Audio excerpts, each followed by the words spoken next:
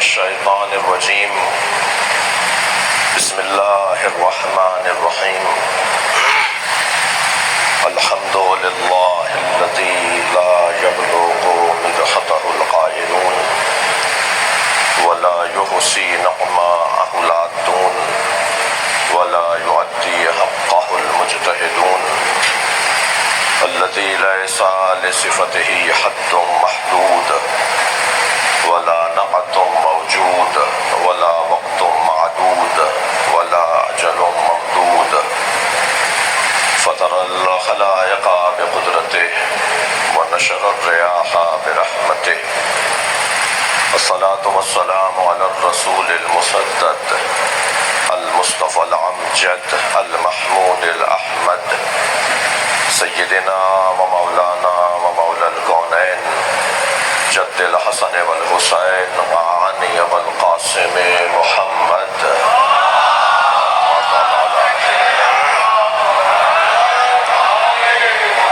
وآله الطيبين الطاهرين المعصومين الذين قال الله إنما يريد الله ليذهب عنكم الرجس أهل البيت ويطهركم تطهيرا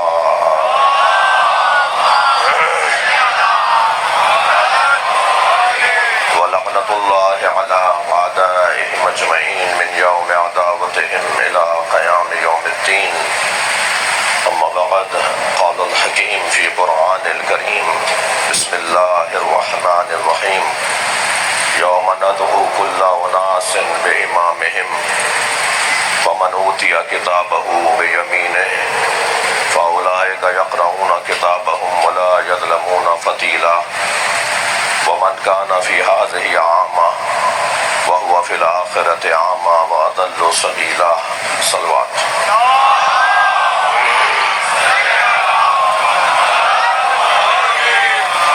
اس سے بلند صلوات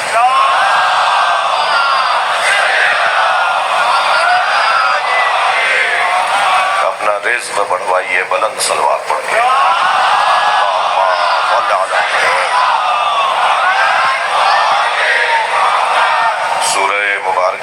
اسراء کی پے در پے دو آیتیں 71ویں آیت اور 72ویں آیت پہلی آیت کی تفسیر دوسری آیت کر رہی ہے اور دوسری آیت کے لیے مقدمہ پہلی آیت بن رہی ہے ارشاد ہو رہا ہے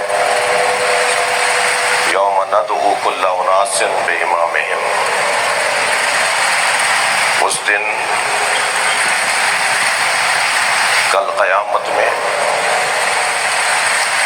یوم سے مراد یہاں قیامت یوم ندعو وہ دن جس دن ہر شخص کو اپنے امام کے ساتھ بلایا جائے گا فمن اوتی کتابہ بیمینہ اور جسے سیدھے ہاتھ میں نامہ عمل دیا جائے گا فاولئک یقرؤون کتابہم اور وہ لوگ اپنے نامہ عمل کو پڑھیں گے ولا یظلمون فتیلا اس میں انہیں بال برابر کھجور پہ چڑھے چھلکے کے برابر بھی اپنے اعمال میں کوئی زیادتی کوئی ظلم کوئی گناہ نظر نہیں آئے گا ومن کان فی ھذہ اعمی اور جسے اس دنیا میں حقیقت نظر نہیں آئی جسے اس دنیا میں سچ نظر نہیں آیا جسے اس دنیا میں نظر نہیں آیا آیت تو کہہ رہی ہے جو اس دنیا میں اندھا ہے وَهُوَ فِي الْآخِرَةِ أَعْمَى وہ آخرت میں بھی اندھا ہے یہ اس دنیا میں کس چیز سے اندھا ہے سامنے کی چیز نظر نہیں آ رہی روشن حقیقت جسے نظر نہ آ رہی ہو جو سورج کا انکاری ہو جو نور کا منکر ہو جو علم کا دشمن ہو جو شجاعت سے معاند ہو جو سخاوت کو ناپسند کرتا ہو جو غیرت کو ناپسند کرتا ہو جسے عزت کا مطلب پتہ نہ ہو اس سے بڑا اندھا کون ہے اس سے بڑا اندھا کون ہے اللہ قرآن مجید میں جنہیں حقائق نظر نہیں آ رہے، جنہیں روشن باتیں نظر نہیں آ رہی، پھر اندھا اسے کہا جائے۔ ابھی میرے بھائی زین اور سجاد بیٹھے ہیں، یہ ان بیناؤں میں سے ہیں جن کا چشم سر تو نہیں دیکھتا مگر چشم جان دیکھتی ہے۔ صلوات پڑھیں ذرا محمد و آل محمد۔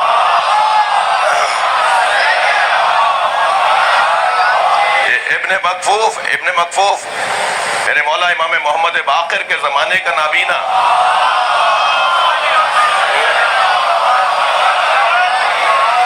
جی وہ نابینا، اسے نظر نہیں آ رہا، اسے ایک جگہ لے جا کے بٹھا دیا گیا جہاں امام پہلے سے بیٹھے تھے۔ لوگ امام سے کہہ رہے تھے کہ اسے نظر نہیں آتا، امام نے فرمایا جیسا وہ دیکھتا ہے تم نہیں دیکھتے۔ تو کہا مولا وہ تو دیکھتا ہی نہیں ہے۔ حضرت جہاں پہلے تشریف فرما تھے انہیں وہاں لا کر بٹھایا گیا، اور پھر جب بیٹھ گئے تو کہا ابن مکفوف تمہیں معلوم ہے امام محمد باقر کہاں ہے؟ کہنے لگا میری سیدھی جانب بیٹھے ہیں، میں ان کی خدمت میں ہوں۔ وہ دیکھ رہا ہے۔ ابو بصیر نے آواز دے کر کہا ماں اکثر، اچھا وہ جو نابینا دیکھ رہا ہے وہ کیا ہے، اور جو بینا دیکھ رہا ہے وہ کیا ہے؟ حاجیوں کا طواف، حاجیوں کا رش، مجمع خانہ کعبہ میں مطاف میں تل دھرنے کی جگہ نہیں کہ حضرت ابو بصیر نے کہا مولا ما اکثر الحجیج، کتنے زیادہ حاجی آئے ہوئے ہیں۔ حضرت نے فرمایا ما اقل الحجیج، کتنے کم حاجی آئے ہوئے ہیں۔ کہ مولا یہاں تو کھوے سے کھوا چل رہا ہے، یہاں تو پیر رکھنے کی جگہ نہیں ہے، بقول محاورتن کے تل دھرنے کی جگہ نہیں ہے۔ حضرت نے فرمایا ما اقل الحجیج، کتنے کم حاجی آئے ہیں، واکثر الزجیج، اور کتنے زیادہ شور مچانے والے آئے ہوئے ہیں۔ پھر انہوں نے کہا مولا میں کچھ اور دیکھ رہا ہوں۔ حضرت نے ابو بصیر، ابو باصر ہونا چاہیے تھا نا، ان کا نام ہونا چاہیے تھا ان آنکھوں سے دیکھنے والا، مگر جب امام نے چاہا تو ان کی دل کی آنکھیں کھل گئیں، ان کے ذہن کی آنکھیں کھل گئیں، ان کا فہم، ان کی فراست، ان کی دید ہی کچھ اور ہو گئی۔ امام نے اپنا دست مبارک ان کی آنکھوں پہ رکھا تو ابو بصیر نے دیکھا کہ کوئی انسان ہے جو طواف کر رہا ہے، مختلف شکلوں میں حیوانات ہیں جو خانہ کعبہ میں طواف کر رہے ہیں۔ حضرت فرمائے نفس پرست لوگ آئے ہوئے ہیں، یہ حج کو بھی اپنی نفس پرستی کا ذریعہ بنائیں گے، یہ حج کو بھی اپنے دنیا داری کا ذریعہ بنائیں گے، یہ حاجی نہیں ہے۔ ایسا ہے کہ ہوتا کچھ اور ہے اور نظر کچھ اور آتا ہے۔ قرآن میں اپنے الفاظ میں کہہ رہا ہوں کہ قرآن یہ انتہا درجے کی تنقید کر رہا ہے، یعنی اللہ انتہا درجے کی ناراضگی کا اظہار کر رہا ہے۔ من کان فی ھذہ اعمی، جنہیں اس دنیا میں نظر نہیں آتا، کیا فائدہ ہوگا آخرت میں پھر ایسے لوگوں کا جنہیں یہاں علی نظر نہیں آیا،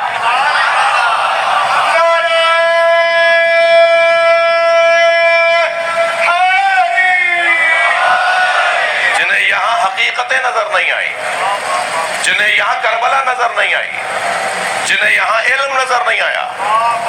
تمہاری ضرورت بھی تھی، تمہاری مجبوری بھی تھی، اللہ نے انہیں سجا کر بھی بھیجا تھا، پھر بھی تم نے تنہا کر دیا، پھر بھی تم نے 11 ایسے کمال کے لوگوں کو مار دیا، ایسے عظمتوں والے لوگوں کو تم نے زندانوں میں ڈال دیا، اور پھر یہ کرنے کا بعد بھی کہتے ہو کہ وہ باغی ہیں۔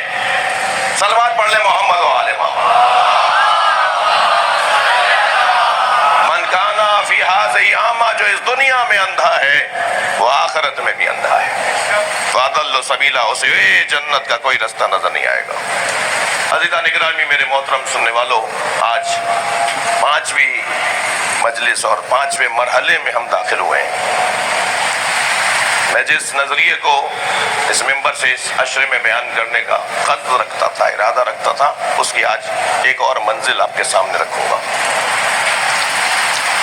یوم ندعو کل اناس بامامہم، یہ تو طے ہو گیا کل کی مجلس میں بھی، گزشتہ مجلس میں بھی۔ جو احباب میرے عزیز شخصیات آج کی مجلس میں تشریف لائے ہیں، ان کے لیے صرف مضمون کو روشن کر رہا ہوں کہ یہ طے ہے کہ ہر شخص کو قیامت میں اس کے امام کے ساتھ اٹھایا جائے گا۔ یہ بھی اختیار نہیں ہوگا کہ وہاں امام بدل لے. یہاں جسے امام مانا ہوگا اسی امام کے ساتھ وہاں اٹھایا جائے گا. تو اب امام دو طرح کے قرآن نے بیان کیے. یدعون الی النار، وہ امام جو دوزخ میں لے جائیں گے. یہدون الی الجنہ، اور وہ امام جو جنت میں لے جائیں گے. تو کس کے پیچھے چل رہے ہو یہ یہیں طے کرنا ہے. آخرت میں تو کف افسوس ملنے کے علاوہ کچھ اور نہیں ہوگا. قرآن کہہ رہا ہے آخرت میں تو تمہیں ہاتھ ملنے کی بھی اجازت نہیں ہوگی. اتنے غصہ کرو گے اپنے اوپر، اتنا اپنے اوپر افسوس کرو گے کہ یوم یعض الظالم علی یدیہ، ایسے لوگ قیامت میں اپنے ہاتھوں کو اپنے دانتوں سے چبائیں گے اور کہیں گے کہ کاش اتخذت مع الرسول سبیلا، کاش ہم نے رسول اللہ کے ساتھ ایک رستہ مان لیا ہوتا. یعنی رسول اللہ کو علیحدہ ماننا ہے، ان کا ایک اور رستہ بھی ہے. رسول اللہ کے ساتھ رسول اللہ کو مان لینا اگر کافی ہے تو امت میں جھگڑا کس بات کا ہے؟ رسول اللہ کے ساتھ ہم نے ایک رستے کو مان لیا ہوتا. اور پھر ایک اور جگہ آگے بڑھ کر قرآن نے کہا کہ یہ لوگ کہیں گے یا ویلتا لیتنی لم اتخذ فلانا خلیلا، کاش ہم نے دنیا میں فلاں کو اپنا مولا نہ مانا ہوتا، اپنا بڑا نہ مانا ہوتا، اس سے دوستی نہ کی ہوتی. کل بات ہو چکی، میں وقت نہیں لوں گا آپ کا. کتنے ہی امام قیامت میں لائے جائیں گے جو اپنے ہی ماموں میں لعنت بھیج رہے ہوں گے. کم من امام یجیء یوم القیامہ ویلعن اصحابہ ویلعنونہ، وہ اپنے چاہنے والوں پہ لعنت بھیج رہے ہوں گے کہ کہاں تم نے مشکل میں ڈال دیا ہمیں، اور ان کے چاہنے والے ان پہ لعنت بھیج رہے ہوں گے کہ ہم تو تمہارے پیچھے لگے تھے. یہ ہوگا قیامت میں. تو اب یہی رستہ سیدھا کرنا ہے، یہی قبلہ ٹھیک کرنا ہے. وقت گزرنے کے بعد قبلہ سیدھا نہیں ہوگا. ایک صلوات اور پڑھیں محمد و آل محمد.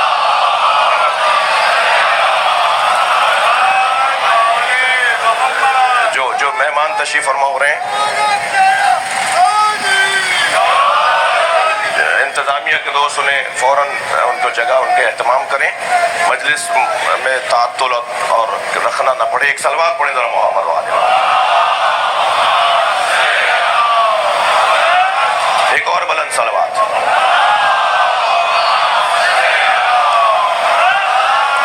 یہ کل کی بات میں نے آج اس لیے جوڑ دی تھوڑی سی تاکہ آپ کے ہاتھ میں مضمون آ جائے.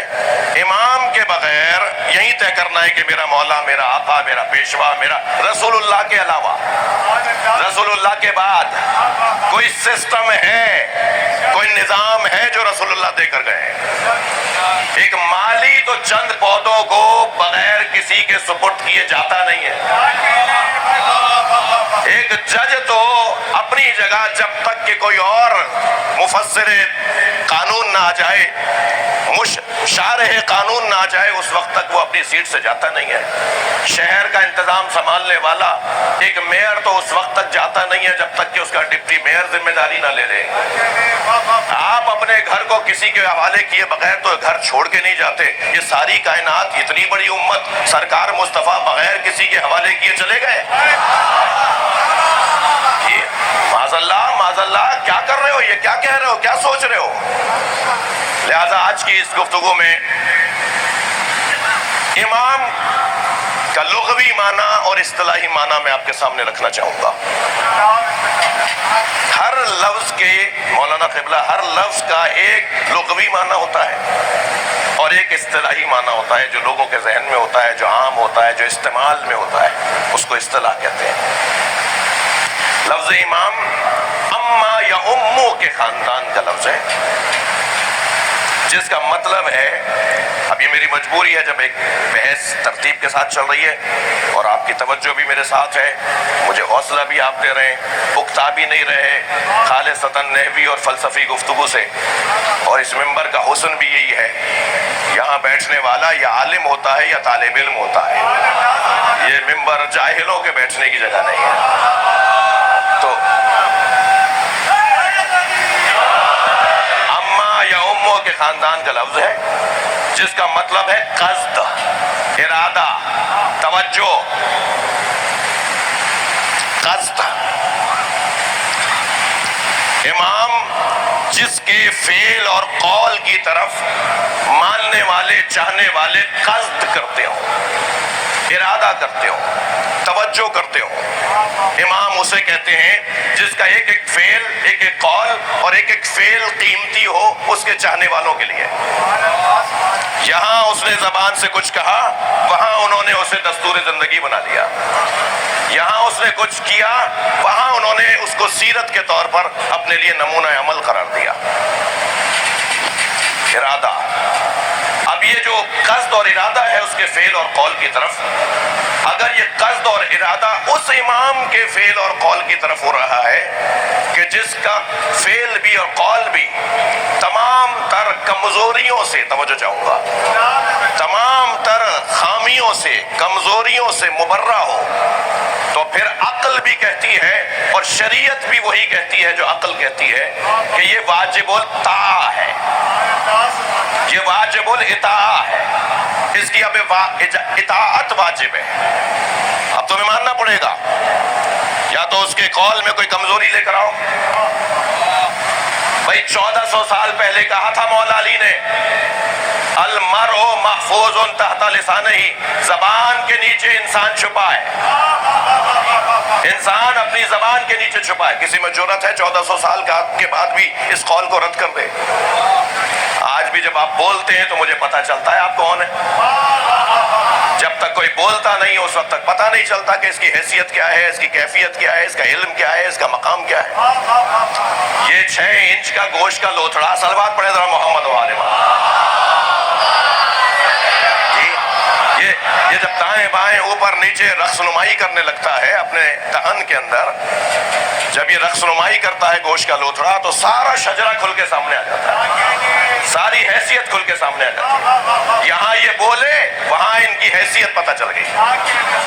یہ تو ایک حقیقت ہے۔ 1400 سال پہلے امام نے کہا تھا، آج تک اس قول کو کوئی رد نہیں کر سکتا۔ یہ ایک مثال ہے، نہج البلاغہ ان مثالوں سے پر ہے۔ آپ کی توجہات پر ایک اور مولا کا قول دیا کر رہا ہوں۔ حضرت فرما رہے ہیں، حضرت فرما رہے ہیں الدہر یومان، زمانہ 2 دن کا ہے۔ ہم نے تو پویم میں پڑھا تھا ایک 6ٹھی کلاس کی کہ 6 دن کا ہے۔ ہفتے کو پیدا ہوئے، اتوار کو جوان ہوئے، پیر کو شادی ہو گئی، منگل کو بچے ہو گئے، بدھ کو بیمار ہو گئے، جمعرات کو ہارٹ اٹیک ہوا، جمعے کو مر گئے۔ یہ 7 دن میں ہی سب تمام۔ مگر مولانا نے تو اور کم کر دیا، مولانا نے کہا 2 دن ہے۔ الدہر و یومان، زمانہ 2 دن کا ہے، یوم لکا و یوم علیکا، ایک دن تیرے حق میں رہے گا، ایک دن تیرے خلاف رہے گا۔ 1400 سال پہلے حقائق کی آشنائی علی مولا کر کے گئے۔ آج اچھا ہے نا تو تکبر نہیں کرو، آج برا آ گیا ہے تو مایوس نہ ہو، نہ برائی پر مایوسی ہو اس لیے کہ کل اچھا آنے والا ہے، نہ خوشحالی پر تکبر ہو اس لیے کہ کل برا آنے والا ہے۔ کیا خوبصورت قول ہے۔ قول بھی اور فعل بھی جس کا تمام تر عیوب سے، نقائص سے، کمزوریوں سے مبرہ ہو، اس کے قول اور اس کے فعل کی طرف ارادہ اور قصد، اسے کہتے ہیں جس کے فعل اور قول کی طرف ارادہ کیا جا رہا اسے کہتے ہیں امام۔ یہ لغت کا ایک صفحہ۔ لغت کا دوسرا صفحہ، امام اور امام کا فرق ہے۔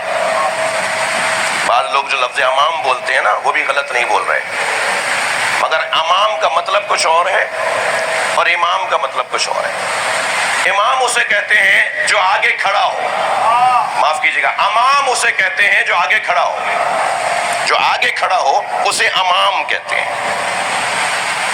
لغت کی بات ہو رہی ہے، ابھی اصطلاح میں نہیں آیا ہوں میں۔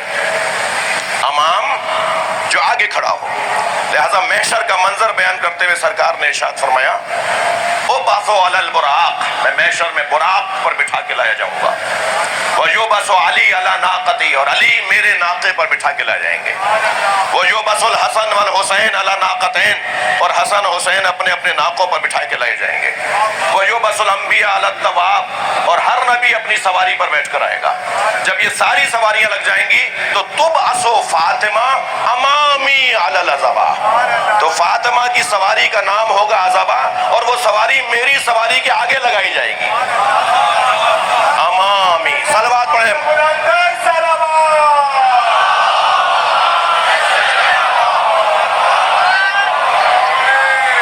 بھائی بہت بڑا مجمع ہے، صلوات آپ سب نہیں پڑھ رہے۔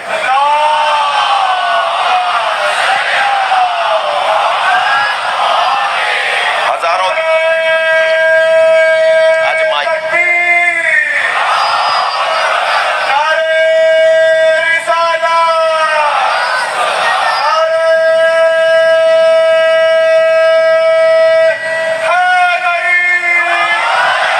توجہ میرے ساتھ ہے اب حضرات کی۔ امام کا مطلب ہے جو آگے کھڑا ہو، امامی، فاطمہ میرے آگے ہوگی۔ اب یہ مجھے اجازت دیں، مجمع متوجہ ہے کہ اس کا فلسفہ کیا ہے، اس کے پیچھے حکمت کیا ہے۔ یہ تو حدیث سنائی ہے نا میں نے آپ کو، محشر کا منظر دکھایا ہے نا جو سرکار نے اپنی زبان سے بیان فرمایا، مگر اس کے پیچھے فلسفہ کیا ہے، اس کے پیچھے حکمت کیا ہے۔ بیوی بھی نبی کے آگے کیسے ہوں گی؟ سرکار فرماتے ہیں اول شخص یدخل فی الجنہ فاطمہ بنت محمد، جس کے ہاتھوں سے اللہ جنت کا، بھی میرے الفاظ ہیں، جس کے ہاتھوں سے اللہ جنت کا افتتاح کروائے گا وہ فاطمہ ہے۔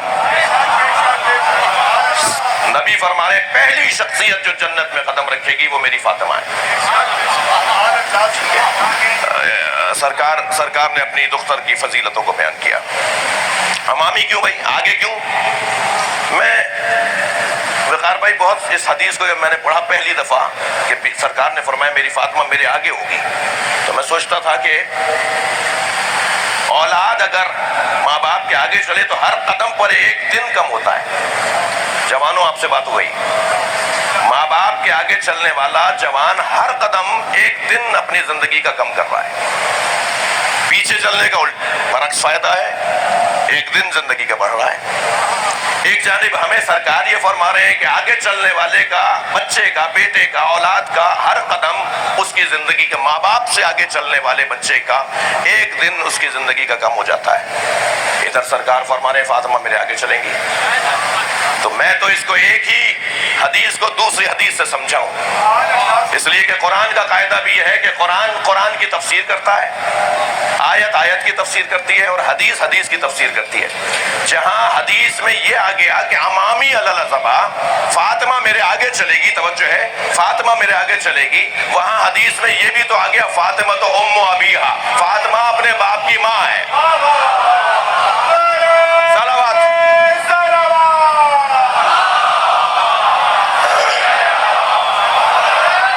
انہیں دونوں حدیثوں کو ملائیں گے تو یہ الجھن دور ہو جائے گی۔ امام یعنی آگے کھڑا ہوا، امام یا آگے جو چل رہا ہے اسے امام کہتے ہیں۔ امام کسے کہتے ہیں لغت میں؟ امام کہتے ہیں اس ڈور کو، توجہ، امام کہتے ہیں اس ڈور کو جس ڈور کی بنیاد پر دیوار سیدھی اٹھائی جاتی ہے۔ صلوات۔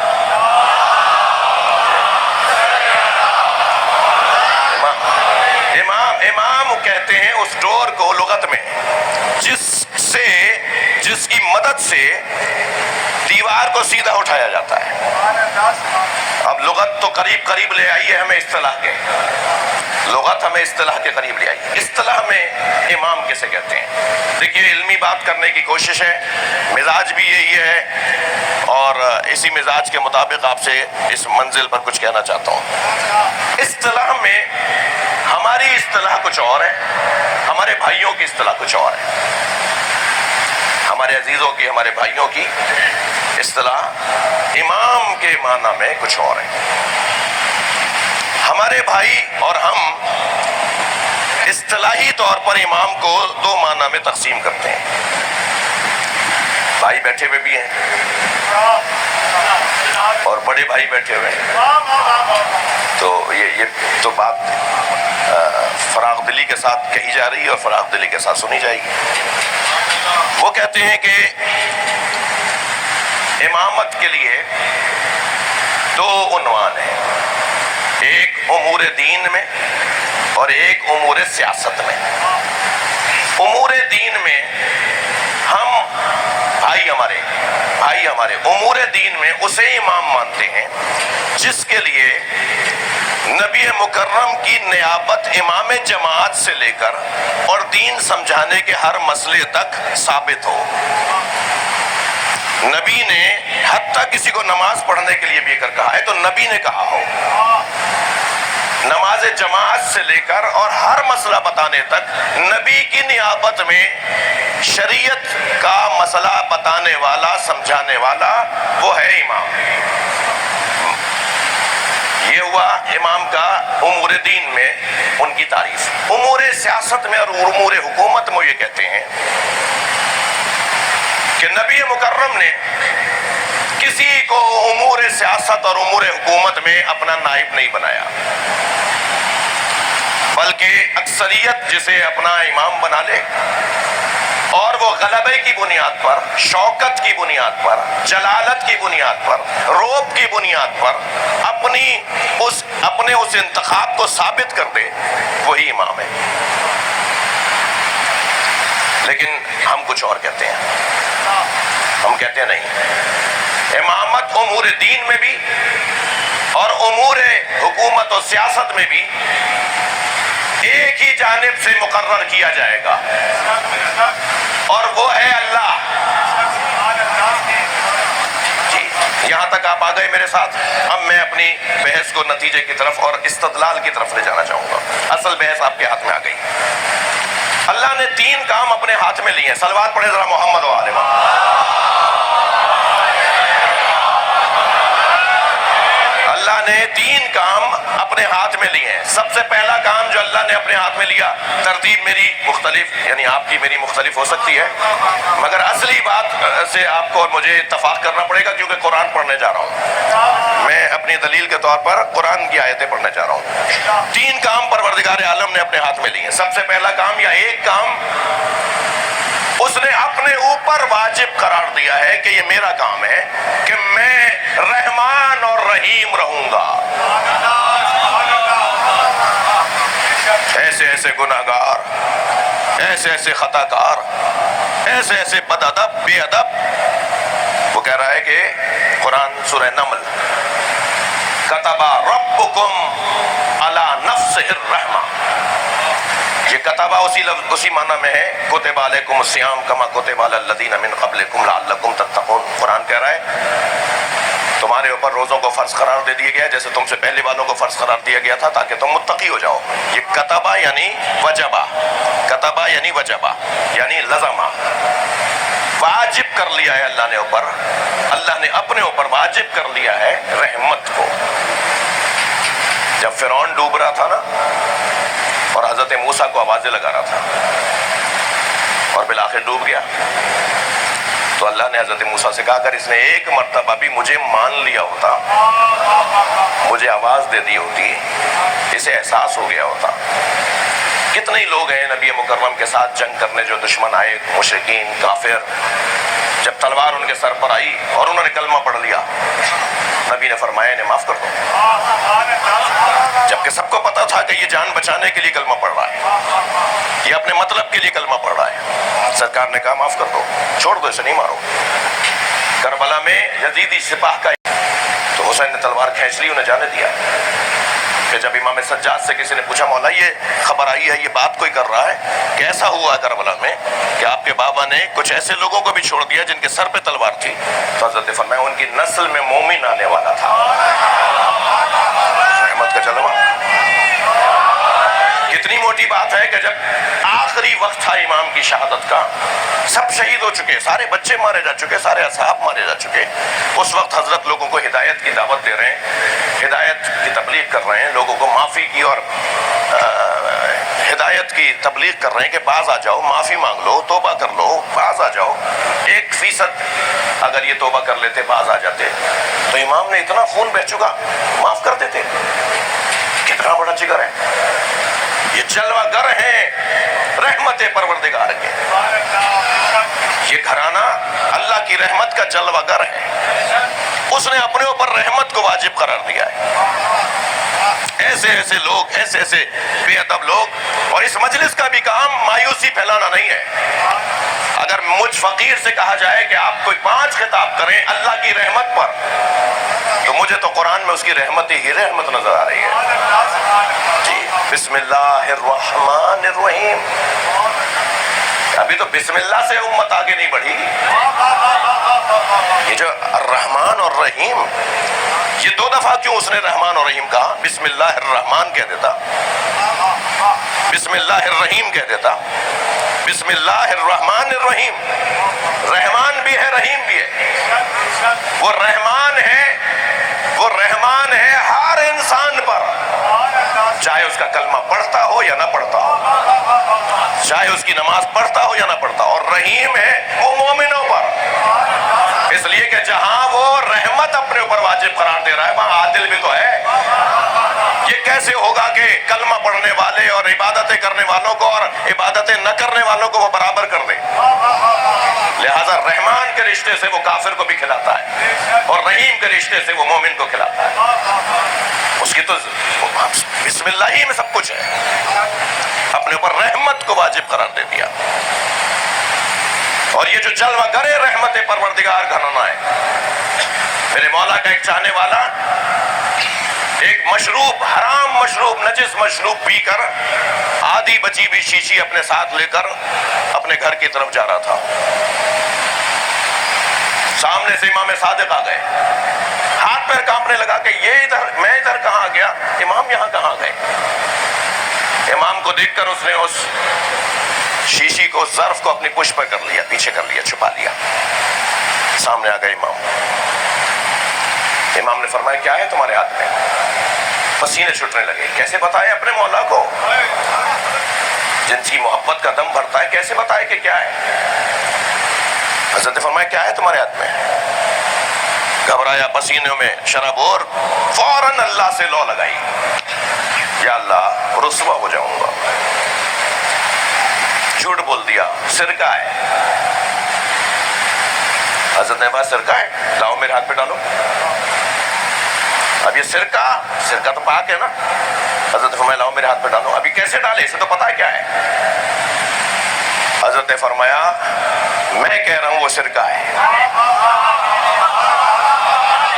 صلوات پڑھ لیں ذرا محمد و آلہ محمد. مگر آج کے بعد مجھ سے وعدہ کرو کہ آئندہ یہ حرام کام نہیں کرو گے. کتنی بڑی رحمت ہے. بصرے کا ایک گناہگار بد کردار ترین فرد حضرت ابو بصیر کو رخصت کرنے آیا.